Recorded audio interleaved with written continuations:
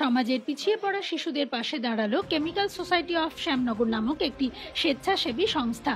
আজ থেকে ৩.৫ বছর আগে অসহায় মানুষদের সেবার লক্ষ্য নিয়ে পথ চলা শুরু করেছে শ্যামনগর নেহেরু মার্কেট সংলগ্ন উদয়নগরের এই সংস্থা।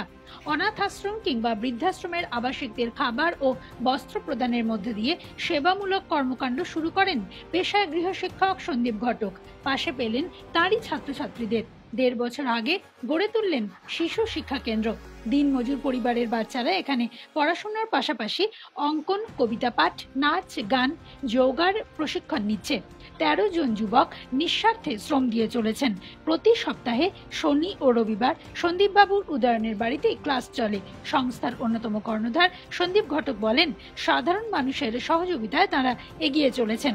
আরেকটু আর্থিক সহযোগিতা পেলে বড় আকারের কিছু করা যেত, শিক্ষা কেন্দ্রের ঘর বাড়ানো যেত। News bureau, the conveyor.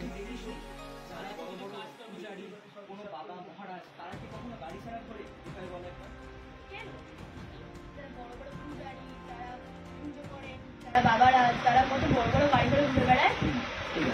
তারপরে নেক্সট একটা ধর ভালোভাবে বলতে পারিস যে মানে এটা ধর তুই একজনকে বোঝালি আরেকজনের প্রতি রাগ প্রকাশ করছিস যে আমি যেটা বলেছি ঠিকই বলেছি, তুই কিছু জানিস না কেন বলছিস, এটা একজনকে রাগ নিয়ে বলছিস, সেটা বলি কেন আমি বলেছি ঠিকই বলেছি, তুই জানিস না বলছিস কেন কথা।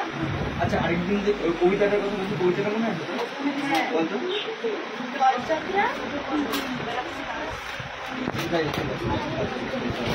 আগের দিন যেভাবে বলছিলি তাকে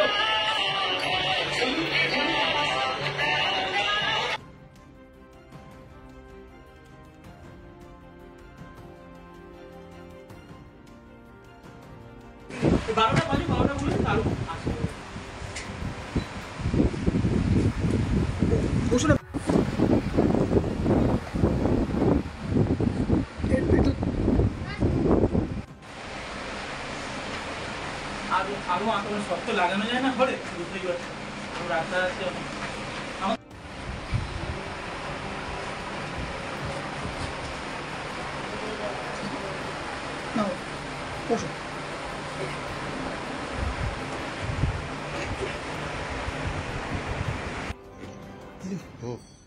আপনি কি শেখান এখানে? আমি কবিতাটাই শেখাই। কেমন লাগে শেখাতে? কেমন লাগে বাচ্চার সঙ্গে খুব মিশে ভালো একটা লাগে। সময়টা কিভাবে কাটাচ্ছেন? খুব ভালো লাগে। এবং এই যে আমার এই প্রায় 50 বছর হতে চলেছে, এই যে পুরো লাইফের যে জার্নিংটা, আমি তো মনে করি এই জার্নিংটাই আমার বেস্ট। এবং এটা আমার লাইফে একটা কিছু জায়গা দিয়েছে। এই যে আমার ছেলে এবং আমার এই যে ছেলে মানে ছাত্র ছাত্রী, এরাও আমার ছেলে মেয়ে, এদের জন্যই আমাকে চিনছিল। এটাই আমার বিশাল একটা গৌরব। কেমন প্রাপ্তি এটা করে? বলছি তো এই লাইফে মানে বেস্ট প্রাপ্তি যদি বলেন তো এটা। কি চিন্তা ভাবনা করছেন আগামী দিনে? আমি চাই যে আমার ছেলে এবং ছেলে ওদেরকে নিয়ে আরো এগিয়ে যাক, আরো নাম হোক ওদের নামেই যাতে আমাদের পরিচয় হয়। কি করে ছেলেকে অনুপ্রেরণা দিচ্ছেন, সাহস যোগাচ্ছেন? এইভাবেই দিয়ে যাই। মা হয়ে যতটুকু করা সম্ভব আমি ততটুকু করার চেষ্টা করি। আপনার নাম? আপনার নাম? আমার নাম সন্ধ্যা ঘটে।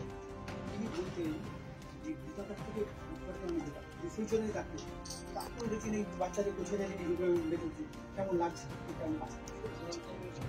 আর কিছু বাচ্চাদের তো সত্যি কথা বলতে যে এতে খুবই আগ্রহ দেখে নিজেরা আরো ইচ্ছা করে আরো নতুন শরীরচর্চার বিষয়টা ওরা খুবই আগ্রহ, বিশেষ করে মানে অনেকেই আসতে চায়, মানে যেহেতু স্পেসের জন্য আর কি জায়গা হয়ে ওঠে না, বাট অনেকেই আগ্রহ দিয়ে শিখতে চায় আর যথেষ্ট তাদের ইচ্ছা আছে আর এগিয়ে নিয়ে যাওয়ার অনেক প্রবণতা রয়েছে।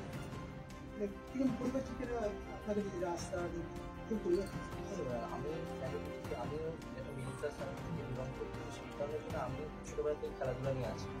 আমি প্রপার ট্রেনিং পাইনি, আর সেই কারণের জন্য আমার মনে হয় যে এদের প্রপার রাস্তা দেখানোর জন্য আমার দরকার। আর মেইনলি যারা আসে তাদের মেইনলি সামাজিক মানে আর্থিক অর্থনৈতিক দিক দিয়ে খুবই পিছিয়ে পড়ার জন্য, সেই কারণের জন্য আমার মনে হয় যে এদের প্রপার রাস্তা দেখানোর জন্য আমার জন্য বেনিফিট আর ওদের জন্য রয়েছে, যাতে ওরা ভুল পথে শরীরচর্চার দিকে না যায়।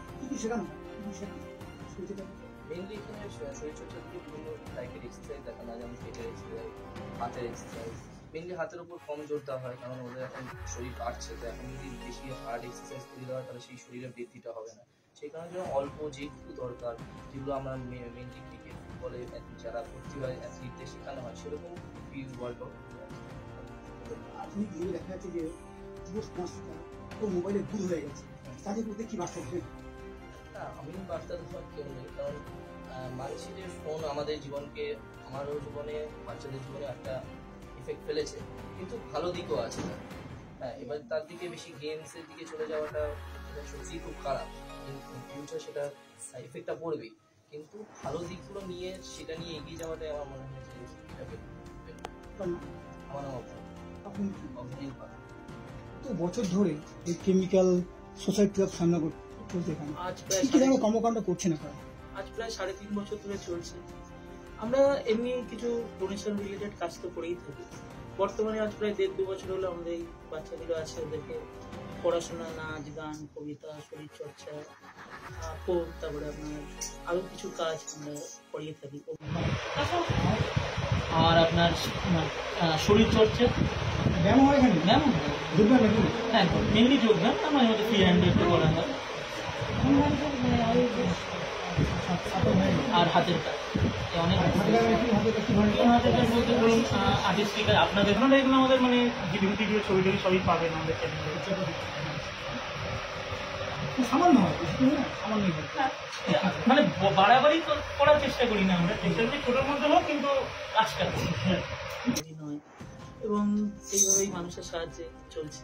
অনুপ্রেরণা কোথেকে পেলেন যে আপনার এইভাবে কর্মকাণ্ড করেন? অনুপ্রেরণা যদি বলেন, আমি নিজের ব্যক্তিগত জীবনেও এরকমই ব্যাকগ্রাউন্ড থেকে বড় হয়েছি, আমাদের কেউ কখনো শেখায়নি। তো আমি যখন এরকম জায়গায় এলাম এবং এত ভালো ভালো ছাত্রছাত্রী এদের পেলাম যারা আমার শেখায়, এখানকার শিক্ষক যারা, ওদেরও বললাম যে ওদের মধ্যে অনেকেরই আমাদের মতনই ব্যাকগ্রাউন্ড, হয়তো ছোটবেলায় একটু শেখালে আরো ভালো কিছু করবে। সবাই মিলেমিশে এটা থেকে আমরা ঠিক করলাম যে চলো আমরা একটা নতুন করে চেষ্টা করি, কেউ করিনি তো পেয়েছে আমরা। এটাই কাজের অনুপ্রেরণা যদি বাচ্চাগুলোকে নিয়ে বলেন। আর যদি এই ডোনেশন রিলেটেড কাজের কথা বলেন, সেখানে আমাদের মনে হলো আমরা চারদিকে দেখতাম অনেকে, আমি পড়াতে এসে দেখেছি টিচার্স ডে বা আপনার জন্মদিন, শিক্ষক ডে, অনেক টাকা নষ্ট করে ছেলেমেয়ে। তারপরে হয়তো সেই রিলেশনও থাকে না, টাকাটা যায়, তখন আমরা বললাম সেই টাকাটাকে একটা কাজে লাগানো যায়, যাদের সত্যি দরকার সেই পেনগুলো সেই টাকাগুলো তাদের কাছে পৌঁছে যায়। তো এইভাবেই প্রথম আমরা টাকা জড়ো করে কাজ করতে শুরু করি।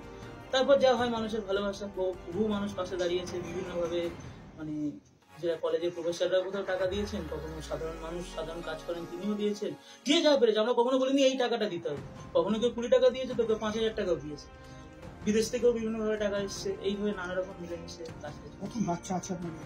এখানে আমরা সব মিলিয়ে আবার 35-40টা বাচ্চা রয়েছে। একদম ফ্যামিলি বেশি। ফ্যামিলি বলতে যেমন কারোর হয়তো বাবা রাজমিস্ত্রি, কারোর রং মিস্ত্রি, কারোর হয়তো বাবা নেই, কারোর মা সাধারণ কিছু কাজ করে চালাচ্ছে। তো অবশ্যই মানে খুব মিডল ক্লাস ফ্যামিলি আমাদের মতো, সেটা থেকে অনুপ্রেরণা পাই যে আমরাও এখান থেকে বড় হয়েছি, ওরাও যদি কিছু করতে পারে। বিনা পয়সা নিয়ে পরিশ্রম দিচ্ছে একদম। এটা দেখুন আগেও অনেকে করেইছে, আমি সবাইকে রেসপেক্ট করেই বলছি। এবার কি হয়, ওরা তো পড়াশোনা করে, তো এই মুহূর্তে অনেকে আবার করতে পারছে না। বর্তমানে 13 জন আছে যারা শিক্ষক বলবেন বা আমার গ্রুপ মেম্বার বলবেন, মানে গ্রুপে তো আরো অনেকে আছে, শেখায় 13 জন। কি কি এখানে শেখানো হয়? সেখানে বলতে পড়াশোনা তো সবার আগে, অভিনয়, শরীরচর্চা, নাচ, গান, কবিতা, হাতের কাজ, এগুলো আমাদের সব শেখানো হয়। কি কি প্রতিবন্ধকতার সম্মুখীন হতে হচ্ছে? প্রতিবন্ধকতা দেখুন সবকিছু তো ওভারকাম করেই কাজ করতে হয়, তাও যেটা আমরা বারবার সম্মুখীন হয়েছি হয়তো কিছুটা আর্থিক, তবুও সেটা হয়েছে বলে মানুষ পাশে দাঁড়িয়েছে, কাজ হয়েছে।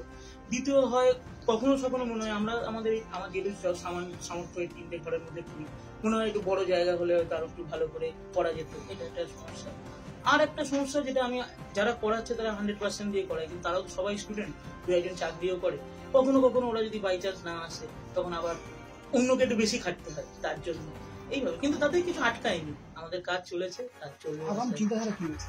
আগাম চিন্তাধারা জীবনের তো ভরসা নেই, কিভাবে কি চালাবো, এই কাজটা তো চালানোর অবশ্যই ইচ্ছা রয়েছে, তার সঙ্গে সঙ্গে ইচ্ছা রয়েছে যদি আরো, এখন নয় এটা সত্যি বলছি, ওরা একটু চাকরি বাকরি করুক, মানে টিচার যারা করায় ওরা চাকরি বাকরি করতে শুরু করলে কি হবে, ফান্ডিং আসবে, তখন ইচ্ছা হচ্ছে আরো বড় করে, মানে আজকে ধরুন ওদের আমরা প্রোভাইড করছি শিক্ষাটা, কত অন্য জিনিস অতটা প্রোভাইড করতে পারছি না, সেই প্রোভাইড করার চেষ্টা করবো আরো বড় করে, আরো হয়তো যে আমরা ডোনেশনে যাই সেটাকে আরো বড় করে তুলবো। আমরা ধরুন এখন যে বাজেট রাখি একটা দেশে 5000 টাকা, ওটাকে হয়তো 10-15 হাজার, ওটাকে আরো জিনিস নিয়ে যাওয়া যায়, আরো ফ্রিকোয়েন্ট কাজ করা যায়, এগুলো ইচ্ছা রয়েছে। এটি যে শিক্ষা সামগ্রিক আঠারো প্রদান করেন, খাতা আঁকা জিনিসপত্র? না না আমরা প্রদান করি না, কিন্তু হ্যাঁ অনেকভাবে অনেক মানুষ পাশে দাঁড়ায়, তো সেখান থেকে আসে, কিন্তু পুরোটা আমাদের না, ওরা নিজেরাও কিনতে হয়, এইভাবে মিলে মিশে। তোর নাম? আমার নাম সুজিত।